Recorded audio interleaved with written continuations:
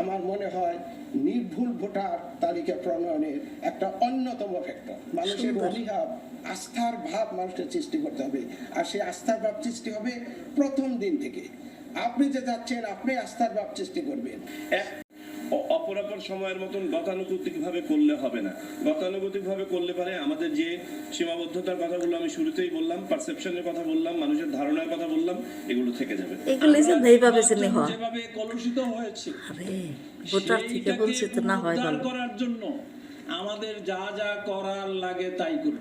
আবারও অনুরোধ করছি, সামান্যতম অবহেলা, সামান্যতম অস্বচ্ছতা, সামান্যতম সুন্দর কথা, ফাঁকিবাজি যাতে না হয়। একটা সঠিক ভোটার তালিকা চাই, যেটা একটা ক্রেডিবল ইলেকশনের জন্য, নির্বাচনের জন্য পূর্ব শর্ত। একটা free, fair and credible election জাতিকে উপহার দেওয়া। সুন্দর কথা, জাতি বঞ্চিত হয়েছে, একবারে বাস্তব জেনে হয়। তারা বলার জন্য আছে, আমরা আছি, আমরা দায়িত্ব নিয়েছি দায়িত্ব তাদের বঞ্চনা যাতে আমরা বুঝাতে পারি। সংস্কারের বড় সংস্কার হলো নিজেকে, নিজের আত্মাকে সংস্কার করা।